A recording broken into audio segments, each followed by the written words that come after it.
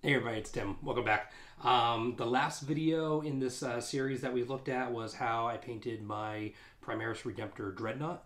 It was for my Blood Angels army, and today I want to walk you through how I did my sort of Blood Angels affiliated. Still haven't named the house. I should probably come up with some sort of house chapter that this is part of. But this is my Armiger done up as a Helverin, and I'm super proud of how this one came out. I'm really happy with the way all the different color choices that I went with kind of come together. And one of the cooler basing that I've done, I ended up painting two of them because they're sold in pairs.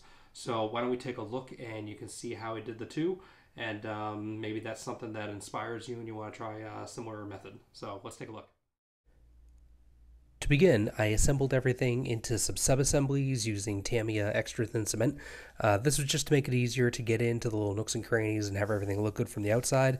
So I did the torso with the head separate, the two arms separate. Pauldrons went on at the very end.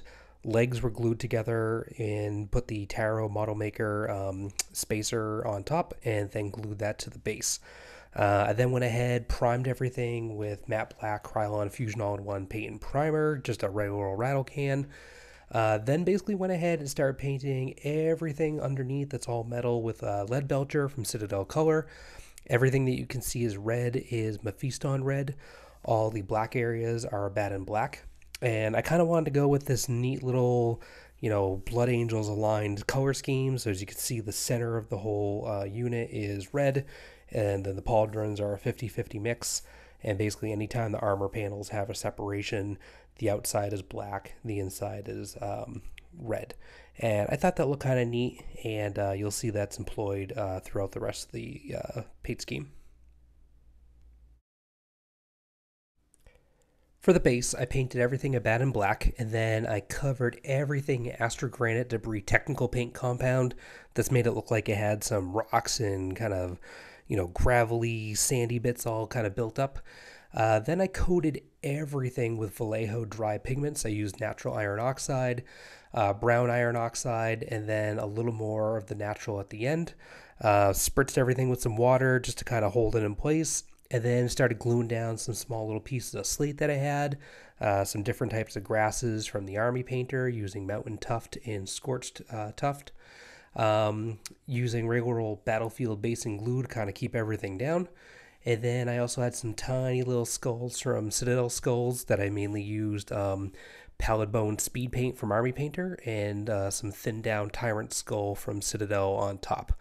Got everything kind of glued in, made it look as random as I could and fun.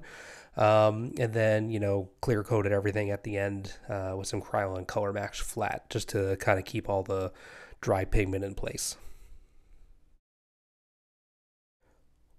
Once I had that all taken care of, I dove right into the little bits. Basically, anything that was metal got a little dry brush neck on compound, with then a little bit of Gehenna's gold afterwards.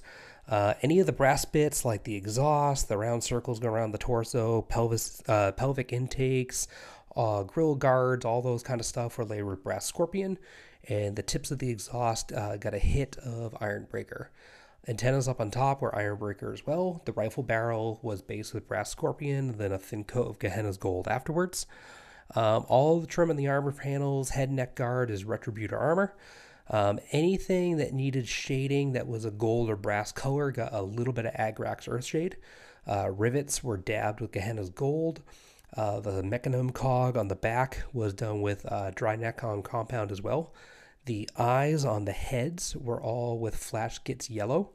Panel gap was done by Panel Line Accent Color Black from Tamiya.